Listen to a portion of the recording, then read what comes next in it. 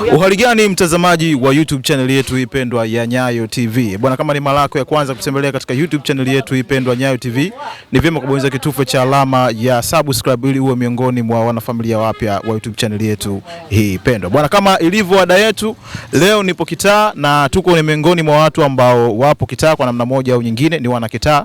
Tuko hapa tukizungumza mawili matatu ambayo yanatokea mtaani kwa namna moja au nyingine. So ni vyema ukabaki kuanzia mwanzo wa kipindi chetu mpaka pale ambapo tutakapofikia tamati. Bwana, mambo vipi brother?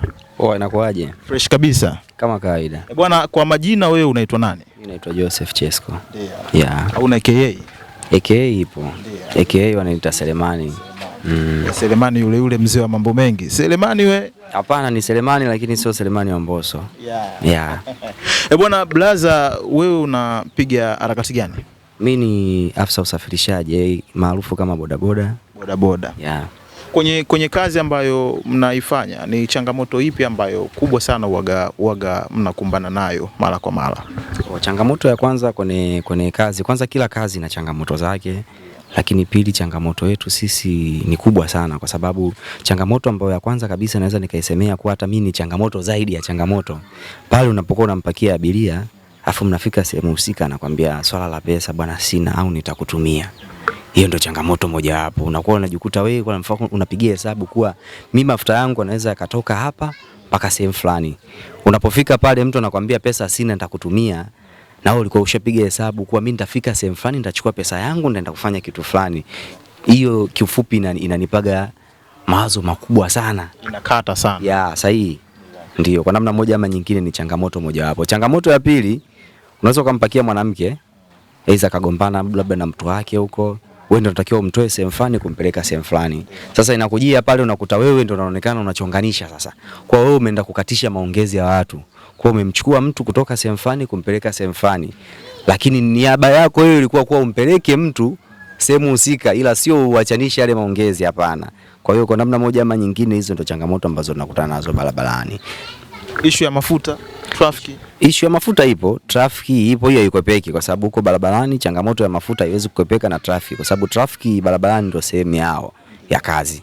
Kwa hiyo haiwezi kukwepeka, hiyo ipo. Hata utakapoenda kokote kule, utoke hapa uende mkoa wote, changamoto ya traffic utakutana nayo tu. Ndio. Na hapo kwenye changamoto ambazo umezizungumza, ni miongoni mwa vitu ambavyo jamii waga inavizungumza mara kwa mara. Watuhumu sana nyie ambao madereva bodaboda kwamba ni miongoni mwa watu ambao mnaongoza kuvunja ndoa na mahusiano ya watu. Hili limekaaje? Lina ukweli ndani yake? Hapana.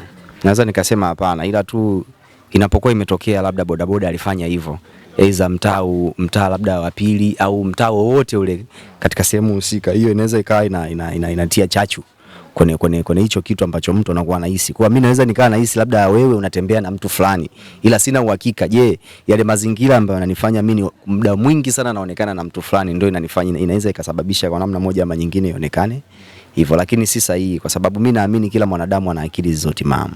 Yeah. Na kwenye hiyo kazi ambayo unaifanya, ishai kutokea labda wasaa mtu akaja kukwambia akakutuhumu kwa namna moja au nyingine kwamba unatoka na mke wake, labda kwa kupiga simu au kwa kuja sehemu ambayo unafanyia kazi? Sahihi. Sehemu ambako nafanyia kazi hajaifika, ila ashakunituhumu hicho kitu. Nishakutana nayo hizo changamoto na tukakaa tukazizungumza. Bisha tokea changamoto kwa mtu anakuambia na mahusiano na mkewe. Sijui umeelewa, ila mkewe ni mjamzito. Anakuambia na mahusiano na mkewe. Yaani mkewe kuwa inatokea, unajua wanawake wanapokuwa wajawazito wanakuwa wana aina tofauti. Kwa mwanamke anaweza akaa yupo kuna mapenzi na mmewe, ila baada ya kuwa katika hali ile anabadilika na kuwa labda na mapenzi na mtu fulani. Hiyo inatokea kwenye harakati za mimba. Nadhani kila mmoja analijua hilo swala. Lakini mimi nishakutana nazo hizo changamoto na kwa uelewa wangu mfupi nilionao au mkubwa nilionao nikalitatua kwa namna moja ama nyingine. Unaweza kunisimulia kwenye hizo miongoni mwa changamoto, incident moja ilitokeaje na uliisolve kwa namna gani? Changamoto zipo nyingi, ila changamoto mojawapo niliyokutana nayo nakumbuka ilikuwa 2015. Nilimpakia abiria kutoka Kariakoo kumpeleka Mbulahati. Nafika Mbulahati, yule abiria alikuwa ana matatizo na mumewe. Yaani abiria yangu nilikuwa nimempakia ni wa kike. Sasa walikuwa na tofauti na mwenzie. Baada ya kufika pale mimi kufika Mbulahati, nitoka naye Kariakoo nafika Mbulahati tu wakaanza ugomvi.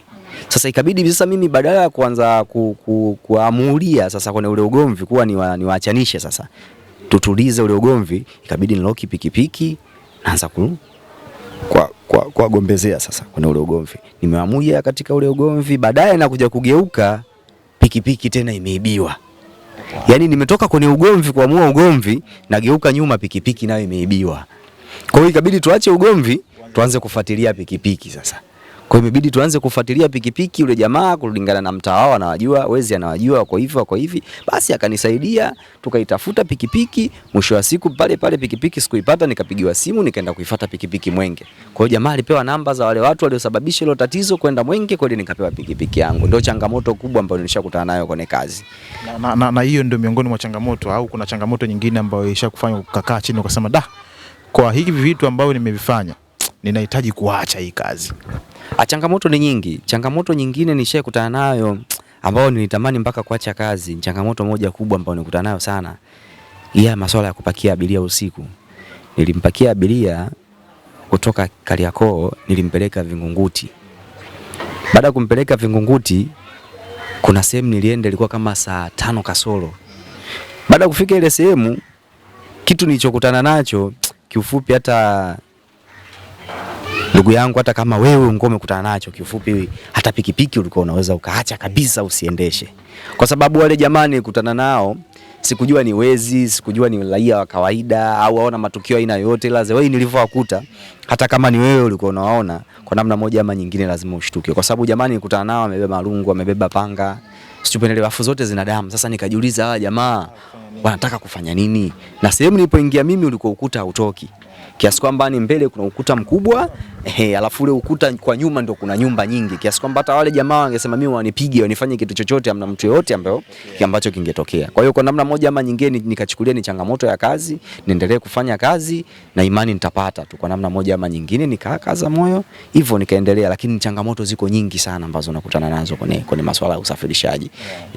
Na unalizungumziaje hili swala la watu kuwachukulia dereva bodaboda kama watu wa kawaida na watu ambao hawana akili? Hapana, madereva bodaboda wengi waliopo, madereva bodaboda wengi kiufupi, madereva bodaboda cha kwanza wengi hawajui sheria za barabarani. Hilo halipingiki. Twende mbele turudi nyuma. Madereva bodaboda wengi hawajui sheria za barabarani. Na hii yote inatokana kuwa bodaboda wanajifunza mtaani afu wanakuja barabarani. Yaani hawajui sheria za barabara ziko 1 2, na wala taratibu za barabara ziko hivi. Kwa dereva bodaboda anatakiwa ajifunze darasani ndipo aende kwenye vitendo. Akitoka kwenye vitendo asome alama zote, nyakati zote kiufupi za barabara, hajue barabara ina taratibu hizi na hizi, ndipo tunaweza tukatatua hizo changamoto kwa namna moja ama nyingine. Ndio.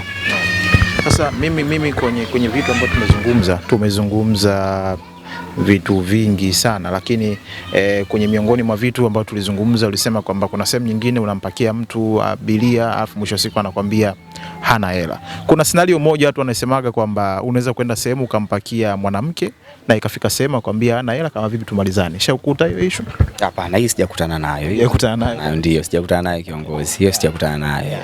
Basi kama ni hivyo, tuchukue sau kuzungumza na madereva wengine wote bodaboda ambao hawafuati sheria na kwa namna moja au nyingine wanakuwa wanaharibia wengine ambao mnatekeleza majukumu yenu vizuri.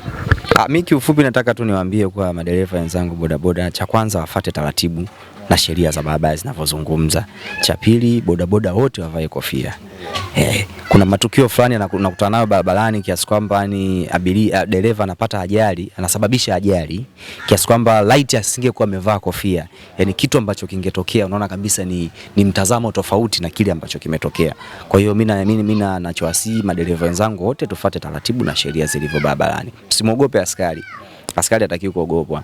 Askari anatakiwa kuzungumza na mtu basi. Askari ni raia kama wewe, isipokuwa tu yale mavazi ndio yanafanya mtofautiane. Kwa yeye kapewa dhamana ya usalama barabarani, wewe ndio mtumiaji wa chombo. Kwa hiyo tufuate zile taratibu na sheria zilizopo, basi tutaishi kwa amani na imani hivyo. Ni tumaini langu mtazamaji wa YouTube channel yetu hii pendwa, umejifunza vitu vingi. Niko na ndugu yangu hapa, afisa usafirishaji, na tumezungumza dakika kadhaa ambayo imejaa nondo za kutosha. Bwana, kama ni mara yako ya kwanza kutembelea katika YouTube channel yetu hii pendwa ya Nyayo TV, ni vyema kubonyeza kitufe cha alama ya subscribe hapo chini ili uwe miongoni mwa wanafamilia wapya wa YouTube channel yetu hii pendwa. This is Nyayo TV. Thank you for your time. Until next time.